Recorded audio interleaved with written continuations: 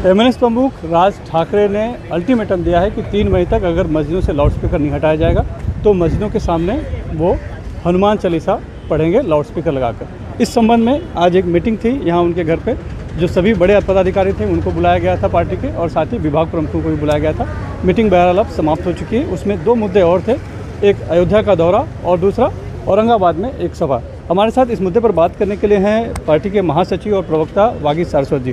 Sir, क्या तय हुआ मीटिंग में? प्रमुख तौर से संभाजी नगर की सभा और 3 तारीख को जो रमज़ान ईद है और अक्षय तृतीया है उसके बारे में बातचीत, और राज साहब ठाकरे का अयोध्या दौरा, इन सब चीज़ों पर विचार विमर्श हुआ और कुछ मुद्दों पर निर्णय किया गया। जो अल्टीमेटम दिया है इन्होंने 3 मई तक का, अगर लाउडस्पीकर नहीं हटाए जाएंगे मस्जिदों पर से तो उसके सामने हनुमान चालीसा पढ़ेंगे लाउडस्पीकर लगाकर, उस पर कुछ बात हुई?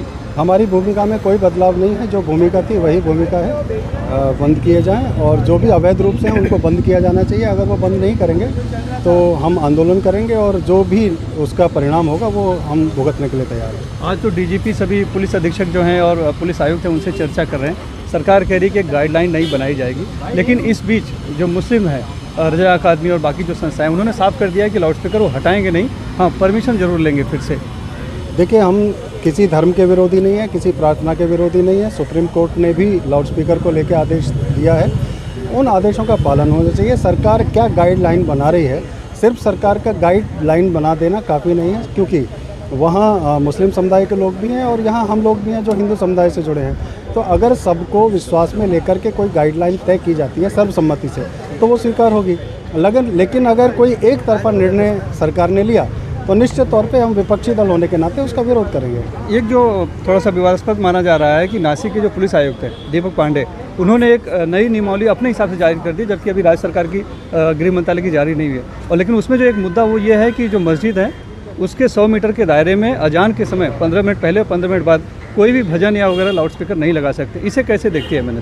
देखिए, जो दीपक पांडे हैं वो सरकार नहीं है, वो सिर्फ नासिक के पुलिस आयुक्त हैं। और मुझे लगता है कि ये सिर्फ नासिक का मुद्दा नहीं है, पूरे महाराष्ट्र प्रदेश का, पूरे देश का मुद्दा है। अभी हम महाराष्ट्र की बात कर रहे हैं तो महाराष्ट्र में महाराष्ट्र सरकार को और महाराष्ट्र के पुलिस महानिदेशक को निर्णय करना चाहिए। अगर उन्होंने जल्दबाजी में कोई निर्णय किया है तो उसकी समीक्षा होगी, ये पुलिस महानिदेशक का और सरकार का काम है। लेकिन जल्दबाजी में कम से कम एक संकेत उन्होंने दिया है कि कुछ परिवर्तन होगा और होने की दिशा में कदम बढ़ा दिए हैं पुलिस प्रशासन ने भी और सरकार ने भी। ये अच्छे संकेत हैं, लेकिन इतनी जल्दबाजी करने की ज़रूरत नहीं थी दीपक पांडे जी को। सरकार के और पुलिस महानिदेशक के आदेश का इंतज़ार करना चाहिए। क्या गृह मंत्रालय अगर वही गाइडलाइन लाता है तो एमएनएस को मान्य होगा? इसका मतलब तो ये हो गया कि दीपक पांडे ही सरकार चला रहे हैं। अगर दीपक पांडे सरकार चला रहे हैं तो उद्धव ठाकरे जी की या गृह मंत्री दिलीप वलसे पाटिल की ज़रूरत क्या है? फिर तो उन्हीं से सारी चीज़ें पूछ के करें। तो राज ठाकरे ने साफ कहा था गुड़ी पड़वा के दिन कि लाउडस्पीकर हटा दिए जाएं 3 मई तक, अभी जो अल्टीमेटम थाने के संबंध में उन्होंने दिया हुआ है। तो क्या लाउडस्पीकर हटाए जाएंगे तभी मानेंगे, या फिर अगर नियमावली सही हो जाएगी, कानून सभी के लिए बराबर कर दिया जाएगा और सभी डेसिबल लेवल के तहत ही लाउडस्पीकर बजाएंगे परमिशन लेकर, तो उस पर मान जाएंगे? हम किसी धर्म के विरोधी नहीं है, मैंने पहले भी कहा है। अगर सुप्रीम कोर्ट के नियमों का पालन अक्षरशः होता है तो हमें क्या, किसी को भी आपत्ति नहीं होगी।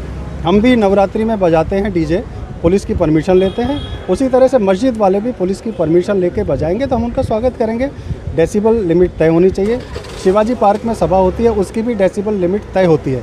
जब किसी कार्यक्रम के लिए तय होता है तो मस्जिद के भोंगे के लिए लाउडस्पीकर के लिए क्यों तय नहीं होना चाहिए? तब आपको लाउडस्पीकर से आपत्ति नहीं होगी मस्जिदों में? लाउडस्पीकर से आपत्ति नहीं है, जो सामाजिक समस्या है, सुबह सुबह जो अजान होती है और सबको, कोई किसी के घर में बीमार है, कोई विद्यार्थी पढ़ने बैठा है, किसी को घर के ऑफिस के लिए निकलना है, सबको तकलीफें होती है। तो सामाजिक परेशानियों को देखते हुए उसको तुरंत बंद किया जाना चाहिए। सुप्रीम कोर्ट का आदेश है कि रात को 10 बजे से सुबह 6 बजे तक नहीं चलना चाहिए, लेकिन फिर भी मस्जिदों पर लाउडस्पीकर चलता है। किसकी परमिशन से चलता है? अवैध है ना। तो जो अवैध है उसको वैध तो नहीं किया जा सकता किसी भी तरह से, ऐसा कोई कानून नहीं है। सुबह की अजान बंद होनी चाहिए। सुबह की अजान बंद हो और बाकी जो वक्त की अजान होती है वो एक लिमिट के साथ हो, और जो लिमिट है जितनी देर की अजान होती है बस उतनी ही देर को हो। आमतौर पे क्या होता है, एक मस्जिद की अजान बंद होती है, दूसरे की शुरू होती है और 15-20 मिनट तक पूरे क्षेत्र में अजान बजती रहती है। तो वो नहीं होनी चाहिए। अजान का एक समय तय होता है तो एक ही समय पे अजान हो। धन्यवाद। तो साफ तौर पर जो बैठक हुई है, हालांकि अभी उसमें कुछ फैसला नहीं सुनाया गया है, इंतजार है कि राज्य सरकार किस तरह की गाइडलाइन लाती है। लेकिन एक बात जरूर जो उभर कर आई है वो ये कि अगर जिस तरह से बात हो रही है लाउडस्पीकर की नियमावली की और सर्वोच्च न्यायालय के गाइडलाइन के तहत अगर कोई नई गाइडलाइन बनाई जाती है और सभी लोग उसका पालन करते हैं तो हो सकता है कि राज ठाकरे ने जो दावा किया था कि मस्जिदों पर से लाउड स्पीकर हटा दिया जाए, उस पर से वो हट सकते हैं और एक समान कानून सभी के लिए हो, उस पर कहीं ना कहीं एक मत बनता यहाँ पर फिलहाल नजर है। मुंबई से कैमरामैन अल्ताफ़ के साथ सुनील सिंह, NDTV इंडिया के लिए।